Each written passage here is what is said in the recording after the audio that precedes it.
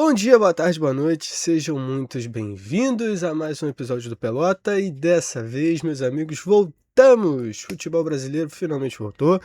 Começamos já com uma derrotinha, mas também para não dormir com a cara amarrada, a gente tem uma vitória do Glorioso. O Vasco perde de 1-0 para o Vitória, a gente vai dissertar sobre tudo agora, de primeira parte, e na segunda parte a gente vai falar da vitória do Glorioso. Valeu? Então é isso. Antes de qualquer coisa, se inscreve, deixa o like, compartilha para quem gosta de futebol. Espero que eles gostem dos meus comentários. Então é isso. Siga lá, Pelota. Vambora. Então vamos lá. Vamos começar falando do Vasco da Gama, né? Algumas coisas que eu vou dizer vão acabar indo contra a corrente das opiniões do jogo de ontem, tá? Eu preciso deixar isso bem claro. O Vasco, no geral, né? Vou contextualizar. O Vasco perdeu de 1-0 para o Vitória, fora de casa. A gente tinha comentado aqui no Pé Direito pro Brasileiro que era uma partida extremamente importante, né? Pro Vasco, por conta da zona de rebaixamento. E agora o Vasco dorme na zona de rebaixamento, né? Então, era uma partida muito importante pro Vasco.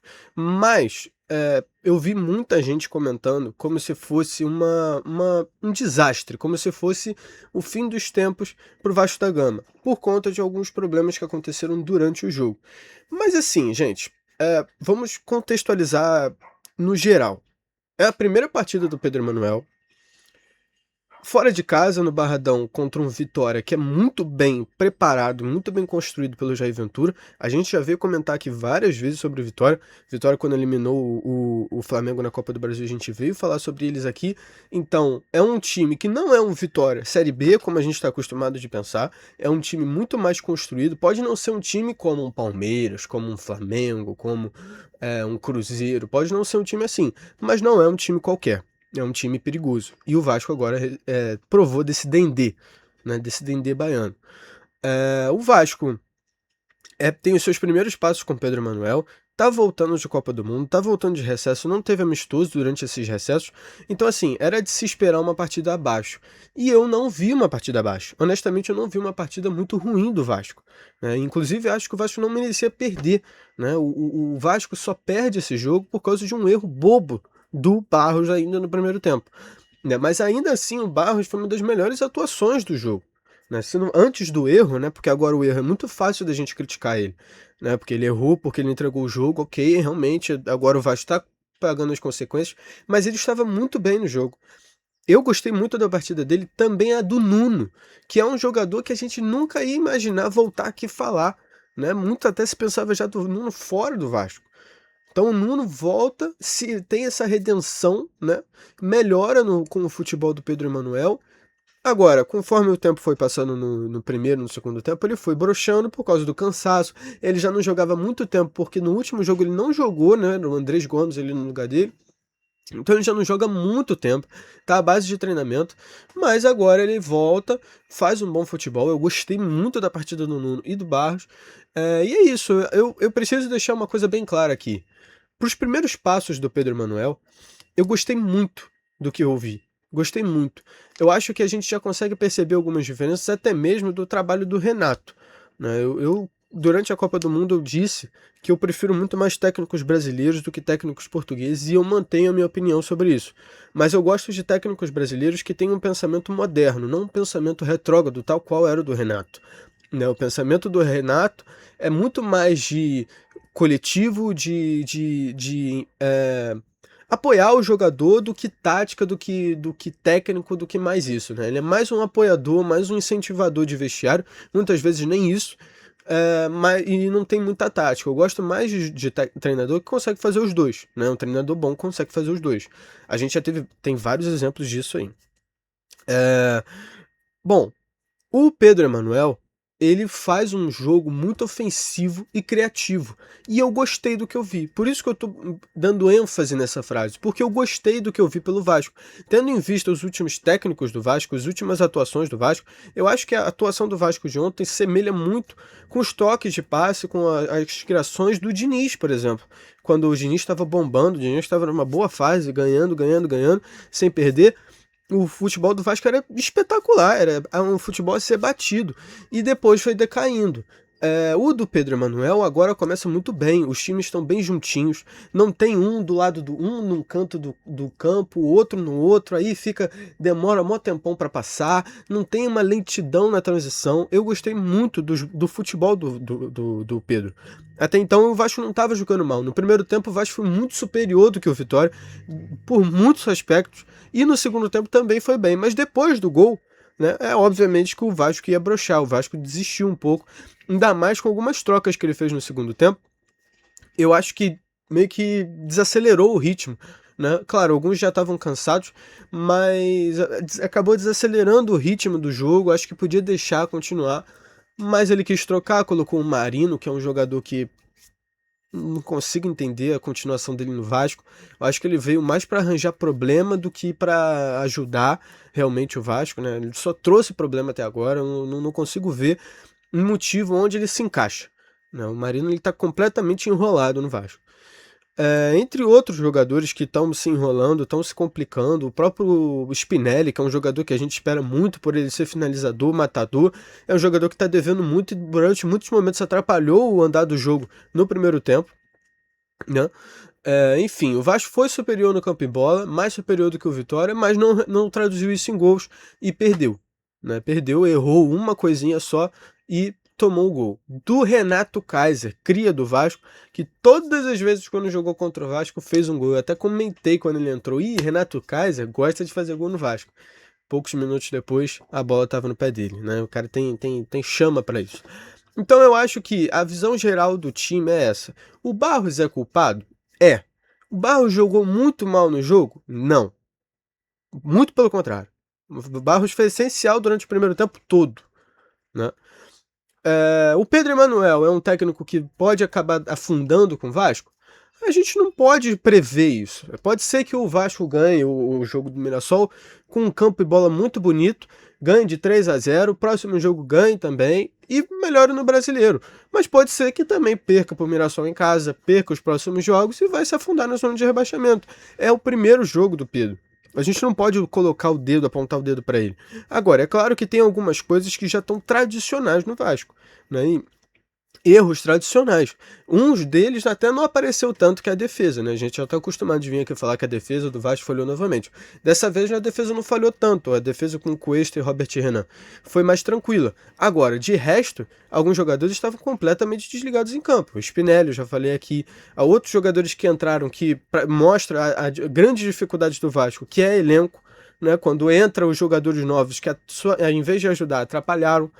Né, o David pouco ajudou, o Marino, eu comentei aqui agora há pouco, pouco ajudou, o Tietê pouco ajudou. São jogadores que fazem parte do elenco e que, se entrarem ou deixarem de entrar, não mudam muito o jogo. Agora, um que não entrou e eu acho que poderia colaborar muito, porque colaborou um tempo atrás com o comando do Renato, é o Ramon Rick, cria da base do Vasco. É um jogador que muita gente está querendo ver e pode ajudar muito. Pode ajudar muito. Então, eu não entendi o porquê dele não entrar, tendo em vista até que o Barros estava cansado também. Ele joga ali um pouco na posição do Barros, joga ali como primeiro volante também. Então, não consigo entender. Mas eu não sou o técnico, ele que é, né? Então, é isso. Minha crítica pro jogo todo é isso. Eu acho que não é um jogo desastroso. Só é porque perdeu. Se não fosse, a gente estaria falando aqui que o futebol do Vasco é para subir e tal, que não sei o quê, para ser maravilhoso, perfeito. Né? Porque perdeu que a gente está comentando isso. Eu gostei muito do que eu vi em campo, infelizmente perdeu e agora eu não posso falar aqui para vocês o lado bom da história, né? Infelizmente eu tenho que falar o lado errado, o que aconteceu para essa derrota acontecer. Né? Então vamos falar do Botafogo agora, falar de coisa boa. Vamos falar do Botafogo. O Botafogo ganhou do Santos por 2-1 dentro de casa. Eu tinha comentado aqui no Pé Direito no Brasileiro com o Botafogo que eu achava que seria um jogo muito truncado, um jogo muito lá e cá. E realmente foi. Né? Durante os 90 minutos foi pau e pedra, foi tudo junto assim. Uma hora o Santos estava na área, outra hora o Botafogo estava na área. Mas o Botafogo foi muito mais ofensivo do que o Santos, tá? Esse é meu ponto de vista. Eu acho que todas as vezes que o Botafogo fez transições rápidas e partiu para a área do Santos, foi muito mais ofensivo, principalmente com chutes de longe, chutes fora da área e até mesmo nas construções das jogadas. Uma coisa que eu preciso deixar bem claro aqui: o time do Santos é muito fraco. time do Santos é muito fraco. A defesa do Santos é muito fraca, né? Só tinham 2 jogadores que salvavam ali no Santos, que era o Barreal e o Rollraiser. São 2 jogadores que são bons realmente, mas eram os únicos que estavam carregando esse time. De resto, desculpa, gente, não dá. Não dá pra descer. Fez muita falta o Gabigol no time do Santos, né? Que tava suspenso, tava expulso no último jogo contra o Vitória.